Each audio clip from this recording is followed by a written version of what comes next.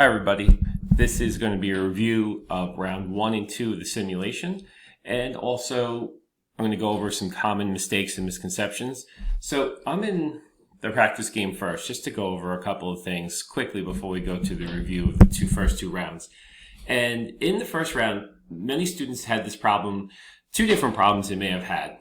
One, they might have over forecasted, meaning that they didn't read the user guide and see what the suggested average forecast is. They didn't think about, they just slammed in any number of the forecast, and it was like this forecast, over forecasted. And that's going to lead to some other problems later. Or they may have underpriced the vehicle. Figured that I'll sell a car at the lowest cost possible, lowest sales price possible, and realizing very low profit margins. So if your profit margins aren't above 40%, you're not going to do well in the simulation. So remember that you're starting out at 40% in year 0. So when you do year 1, everything should be above 40%. And when you're in year 2, everything should be above what you had in the previous year. So that's a common mistake that some teams made, is that they over forecasted their vehicles and under sales priced the vehicle lower than they should have to achieve a rate of return above 40% for gross profit. Another mistake some teams made is they didn't read the user guide to figure out what's the best way to spend their advertising money, and they lost some points due to not properly spreading out their money. Another problem teams had was not understanding how to build factories. So you start off with one factory. If your forecast is 3,000 cars, you need to get your capacity equal or higher than your production number. So here, if I buy 2 production plants, my capacity goes up to 3,000, which is enough to build 2,900 cars. So the easiest thing to do is whatever your shortage is here, that should be your production. And you want this excess shortage to be 0, and you don't want to buy 6 plants when you don't need 6 plants. You only buy what you need. And once you buy them, you have them. So next round will start out with 3,000. Other problems teams had is they didn't make any operational investments, and this is going to put them behind when they try to keep up with other companies who have been making investments in robotics and making investments in equipment. And this could be a problem because you're going to fall behind in technology and in cost savings. Okay. All right, so let me finish this. This is a big misconception, is, what is the pro forma? If you read chapter 4, we're on chapter 4 now in the course. Chapter 4 explains what a pro forma financial statement is. It's a guess as to what your financials would be based on your sales forecast. So I'm going to go in here. I'm going to borrow some money.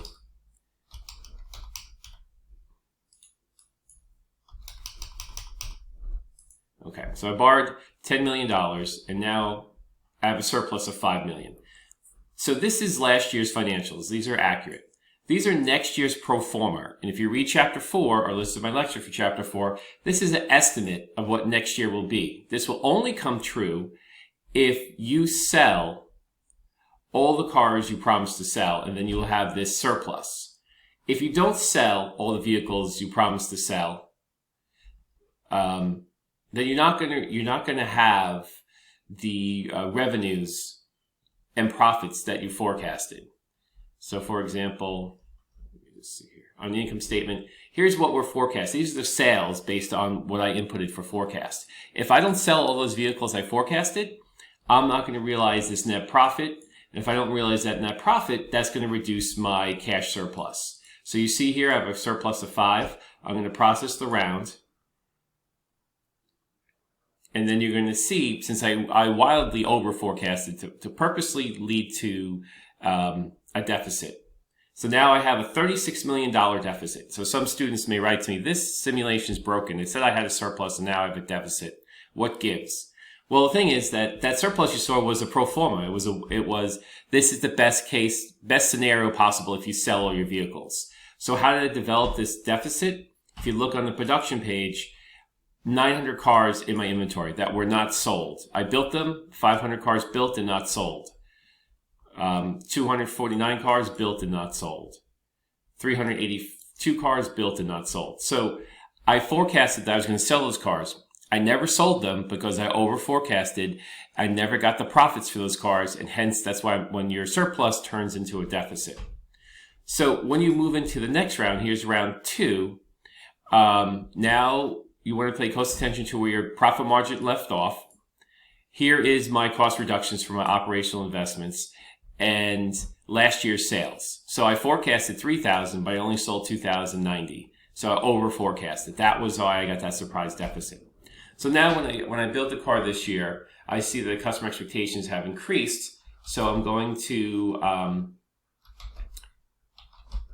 try to improve on the build of the car based on these customer expectations increasing. So I can't use, if I use the same features I had last round, my cars will not be as attractive because customers are expecting more now. The price has gone up as far as the top end customers are willing to pay for this car. So I'm going to increase my price, and I am increasing my profit margin. So that's good. Now, last year's sales, I didn't do well with my forecast. If you didn't do well with your forecast, go to the student manual.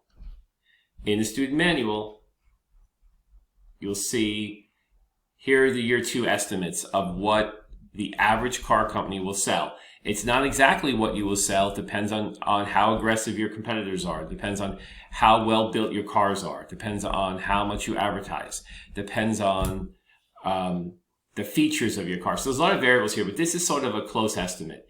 So if your forecast is way off from those numbers, like mine was last round, you're probably not going to sell as much. So I'm going to put mine as 2,700. Okay. And then I move to car 2. And you'll see this $900 cost reduction? That came from buying operational cost reductions. So you'll see here, this was the charge for the fuel economy, but it's only coming, the direct cost is only $1,400 because I have this cost reduction because I made those investments. That's what I was talking about falling behind if you don't make those investments. So here, again, I'm following the user guide, and I'm going to put down 3,300 as my estimate from the user guide, and I'm increasing the price of the car. My profit margin's going up, and that's what I have to do every year. My sales have to go up, my profit margins have to go up.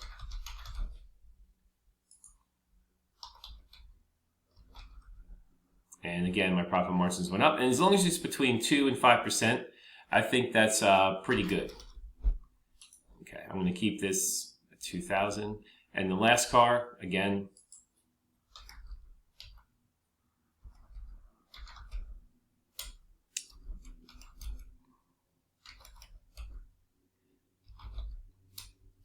sometimes you get these errors. You have to meet a certain minimum for the car. And this I was only able to get up. It looks like I was only able to increase this by 1%, so I could play around in here a little bit to get this profit margin at least 2 percentage points higher, 3 percentage points higher than the year before. Okay, so I'm done with the sales data. Now I move into marketing. I'm going to look at the student user guide to give me an idea of, in the marketing area, which marketing is most effective. So I can break up my marketing to money. Some teams were, you have last year's results here. Some teams were not putting in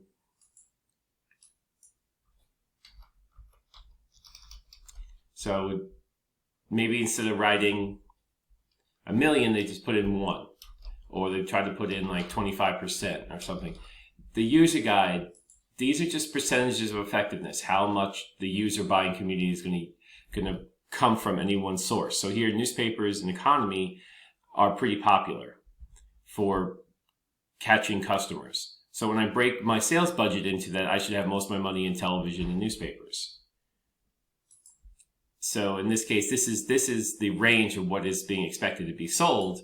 So I'm going to break my budget up between these different categories based on their effectiveness. So I don't want to overspend in any one area. And that's what you need to do for each of the categories. So it takes a little research. Now I'm in production. So here's another mistake. I have 3 production plants. I only need to build 2,700 cars. Now, because I have the inventory, I just have to meet this excess shortage, 1,790. Since I'm not going above 3,000 vehicles, I don't need to buy any new production plants. Some teams are buying new production plants when they didn't need them. It's a waste of money. So as you're going through, you want to say, okay, I don't need to buy a production plant here because I have enough inventory and production capacity to cover it. But I want to make sure that I'm going to increase my operational investments to get more cost reductions next round. Now here, I have some excess inventory in these 2 areas. So you can go, so I'm going to put in these values here first. But I think I want to, if you ever want to go back, say you do your production and you submit the production data, and then you're thinking, I think I can sell more than I had initially. You can always go back and adjust your sales amount. So I'm going to put an extra 200. Just increase this a little bit and hit submit sales data. Go to production for those 2 cars. I'll see that it's come over and increased. So I can actually go, I usually like to delete this, 1951. I can update my production sales. And I want to make sure that I'm increasing my operational investments for each vehicle. And you want to make sure this, again, this excessive shortage is 0. Invest some money. Okay, so now I can submit that and go to the finance page. So I'm going to go to the bottom, and I have a $50 million surplus. So if I have a big surplus like that, I could either go and make some more operational investments, or maybe I'll pay down. I borrowed a lot of money last round to make the, so I'll retire some stock and retire some money I borrowed last round. And I still have a $38 million surplus. So let's see what that turns into when I complete the round. $38 million surplus becomes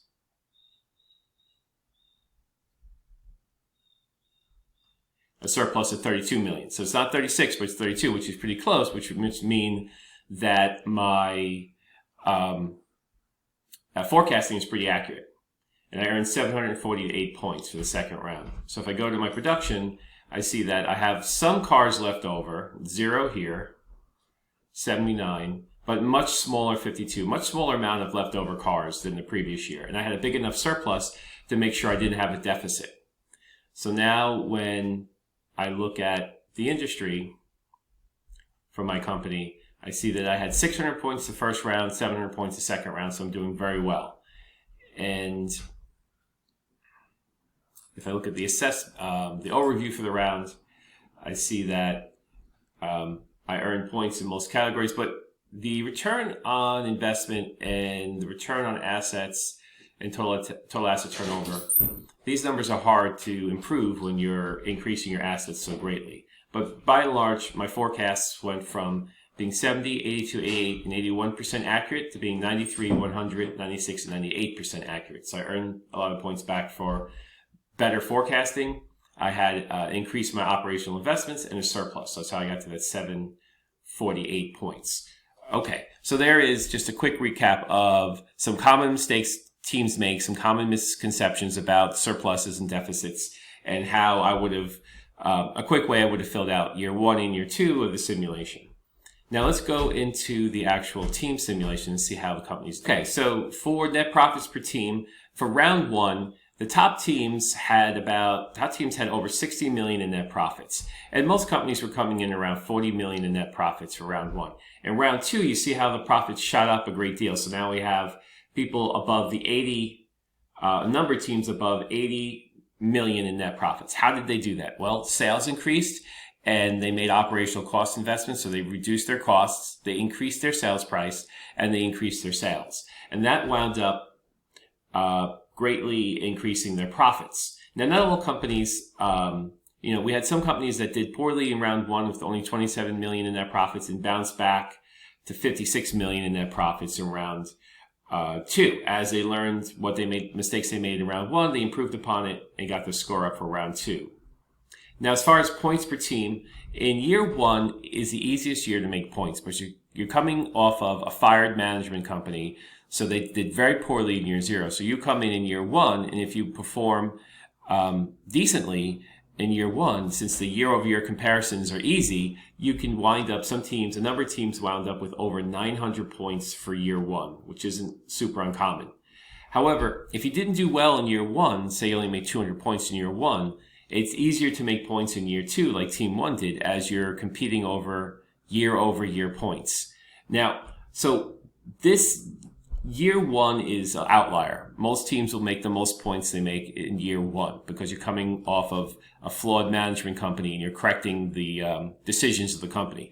Now in year two, you're competing against yourself. And if you did very well in round one, it's difficult in round two to duplicate those results. So what you're aiming for is about 400 points a round. And you see here, most teams easily scored close to or over 400 points for round two.